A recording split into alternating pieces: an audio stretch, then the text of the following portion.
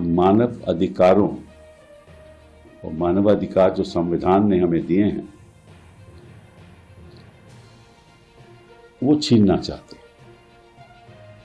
ऐसे कानून संविधान में और संविधान को और संविधान के ढांचे को दीमक लगाते हैं।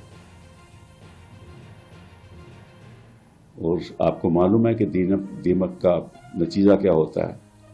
अच्छा खासा ढांचा अगर दीमक लग जाए तो बर्बाद हो जाता है। लोकतंत्र को बर्बाद करना इनका मकसद है।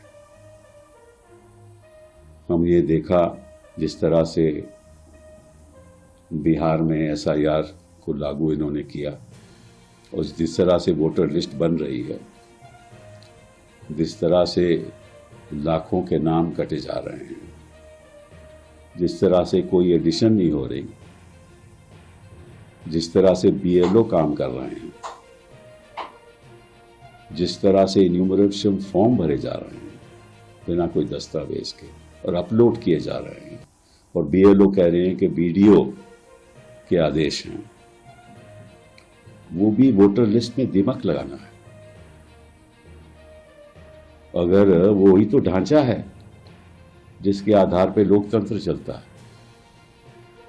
वोटर लिस्ट को दीमक लग जाए तो इलेक्शन होगा कैसे?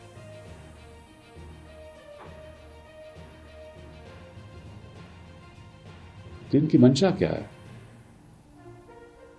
आपको मालूम है कि भाई जैसे ही कोई एफआईआर होती है तो मंत्री के खिलाफ होती है तो तुरंत या तो सीबीआई उसको गिरफ्तार कर देती है, और सीबीआई अगर न भी गिरफ्तार करे तो उसी बीच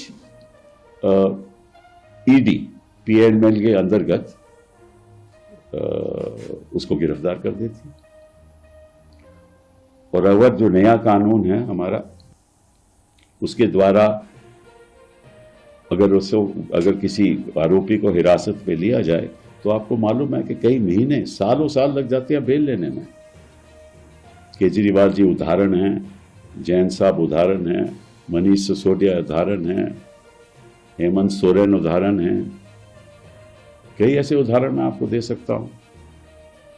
तो मैं आपसे और गृह मंत्री जी से पूछना चाहता हूं आपके द्वारा कि गृह मंत्री जी, कोई आपका केंद्र के मंत्री के खिलाफ कभी कोई एफआईआर हुई? और जिस प्रदेश में आप सरकारें चला रहे हो उनके किसी मंत्री के खिलाफ एफआईआर हुई? तो आपकी मन की सोच है वो तो जाहिर है। आप ये ना सोचना कि जनता समझती नहीं।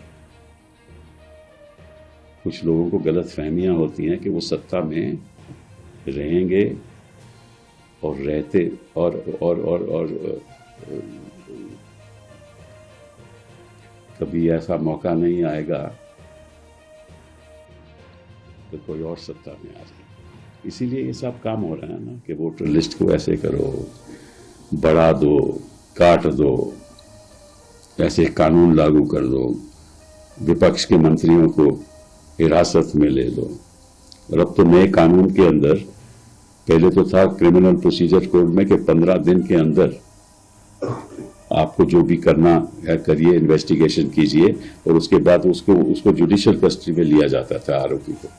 अब तो इस कानून के अंतर्गत जो 15 दिन है ना, वो किसी 90 दिन तक या 60 दिन तक आप उसको हिरासत में ले सकते हो। मतलब कि 2 दिन, अब 4 दिन, बाद में 15 दिन ऐसे एक्सपैंड हो जाते हैं। तो आपका तो मन यही है ना कि जहां चुने हुए मुख्यमंत्री हों उनको निकाल दो।